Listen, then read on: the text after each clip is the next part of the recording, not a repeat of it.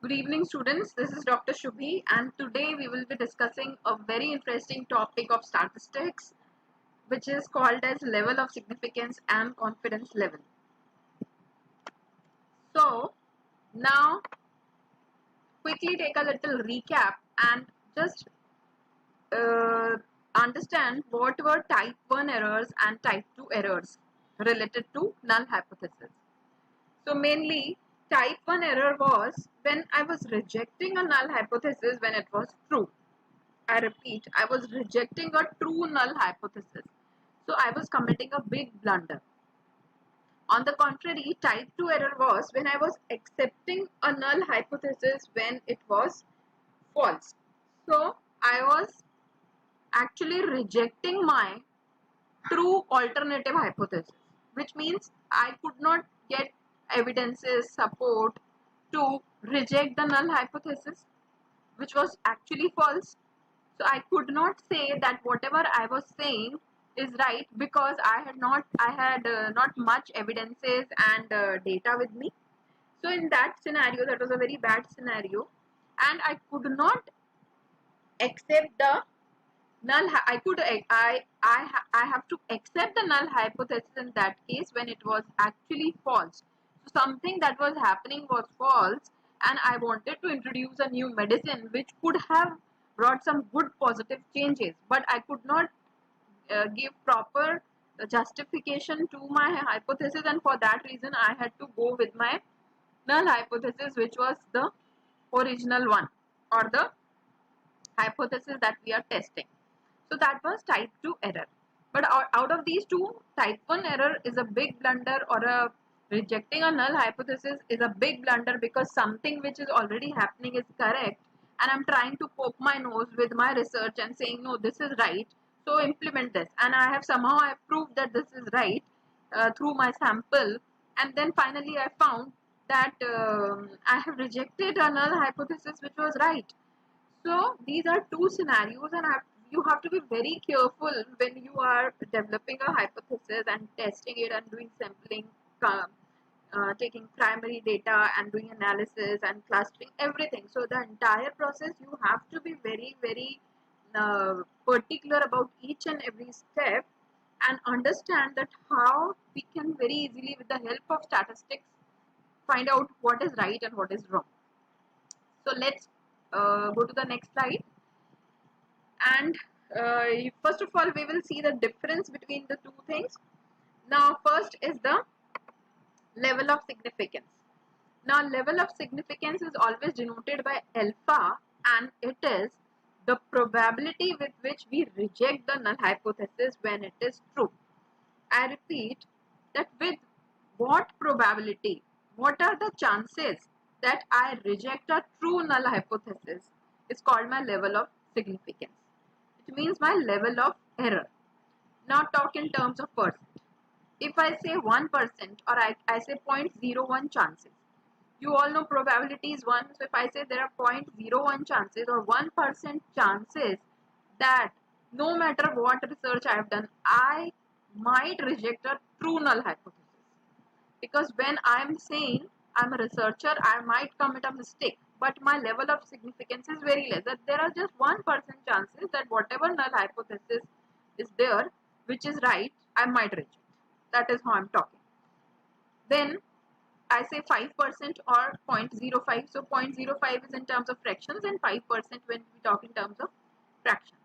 Sorry, percent. So what I'm saying, the 5% chances, there's a probability of 5% that I might reject a true null hypothesis. So my probability is increasing, which means what? Which means that I'm increasing my level of significance. So my confidence is shaking. 5% chances are there. So I'm increasing my bracket. Now there is one more, 0.1, which is equal to 10%. So now I'm saying there is 10% probability that I might reject the null hypothesis when it is true. So when I'm doing a research, what is my confidence level? That decides my quality of research. What will happen in the future and how it will work, how things will work, that no one has seen. But when I'm stating a report, I have to give my level of significance and level of confidence. So here one thing is clear, that this error of committing a mistake, this is actually an error, and I'm saying this is type 1 error. Type 1 error is what? When I'm rejecting a true null hypothesis. So it is type 1 error. So the chances of type 1 error are what? Alpha. And this probability can be 1%, 5%, or 10%, and this level of confidence level of significance, our researcher has to decide at what level of significance he is doing his research and all. So that also depends. In medical cases, it is quite less, because we cannot say 10% chances are there that my medicine is wrong, because if for medicine, if I'm saying 10% chances are there that my medicine is wrong, which means what? Death. So I cannot talk in terms of that. But when some other social issues, other causes, other research are there where it's a general topic and damage is not much, then we can go by 10% also. So this was about level of significance. I hope this is clear to you all. When we are talking of level of significance, we are talking about the errors. That in my research, what are the chances that I might commit an error, or I might commit a mistake in saying that I have rejected a true null hypothesis. Now quickly see the confidence level. Now when I talk of confidence level, first of all, confidence level would be 1 minus alpha. Because when I'm saying, just pay attention now, when I'm saying that there are 1% chances of error, which means I'm 99% confident. Confident in what? Accepting the null hypothesis when it is true. So the probability with which I'm accepting the null hypothesis when it is true, when my hypothesis is coming true and I'm accepting it, what is my probability? 99%. So my confidence level is 99%. So you all know probability is always 1. So here if it is 0.01, it will be 0.99 here, and if you add both of them, it will be 1. So it is like that. So alpha is level of significance and 1 minus alpha is level of confidence.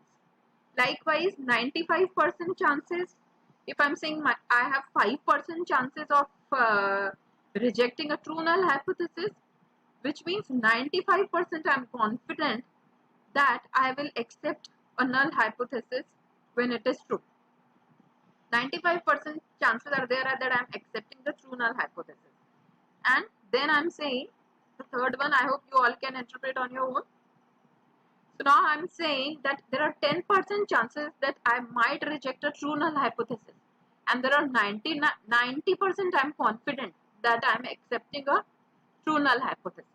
So this is how we talk when we talk of level of significance and level of confidence. You can see level of significance is alpha, so level of confidence becomes 1 minus alpha, and likewise the percents also varies. You must have seen these values in the books of statistics, in certain tables. On these percents we get some data, and from referring the table we find out some more things. We will see all that, how we do it in the coming videos. As of now, just focus on what is the basic difference between the two things, where level of significance is telling you the error capacity, that my capacity of committing an error when I'm rejecting the null hypothesis. And confidence level, on the contrary, tells the confidence with which I am accepting the null hypothesis. Now let's come to this graph and see what is happening over here. You all can see this is a bell-shaped graph, and here this is a normal distribution, and there are two red lines. Now here minus 1.96 sigma to plus 1.96 sigma. These are the values, these are our z values, and this point is our 0. We are talking of 5% significance level. So when this is 5% significance level, then this area, this region is our 2.5% significance level, and this is again 2.5% significance level. You can see in the next picture that here you can see this is our confidence level. If I'm saying I have 5% significance level, sorry, the 5 is not visible over here. So this is my 2.5. This is again my 2.5% rejection area. This is a two-tailed test. I'm talking of two-tailed test. We'll talk that in a separate video about one-tailed and two-tailed test.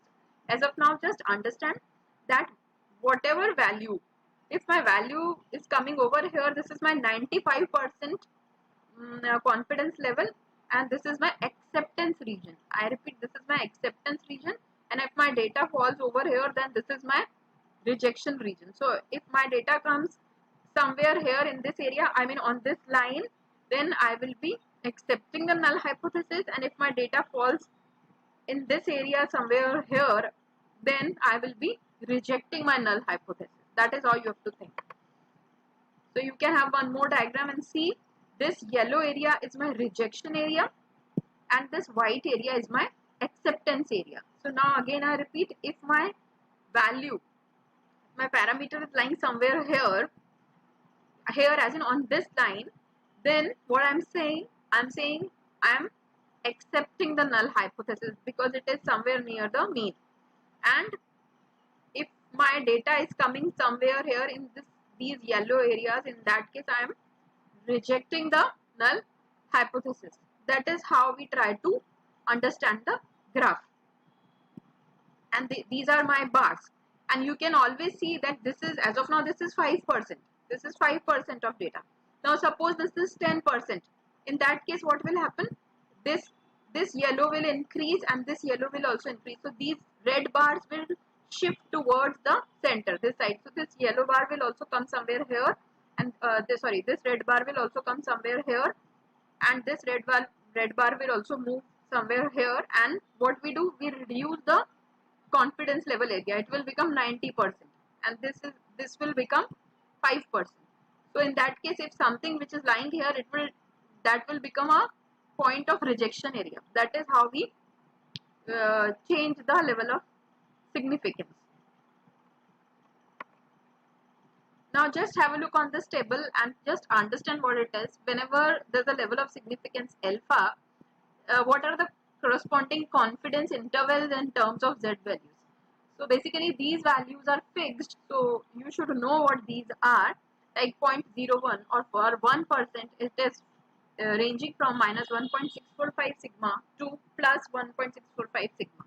That is how it is for 0.05, which is 5%, and for 0.1, which is 10%. I hope you have understood the difference between level of significance and confidence level. In my next video, I'll be coming with a numerical and will try to teach you how we try to find out the values. Stay tuned to my channel on YouTube. This is Dr. Shubhi signing out from YouTube.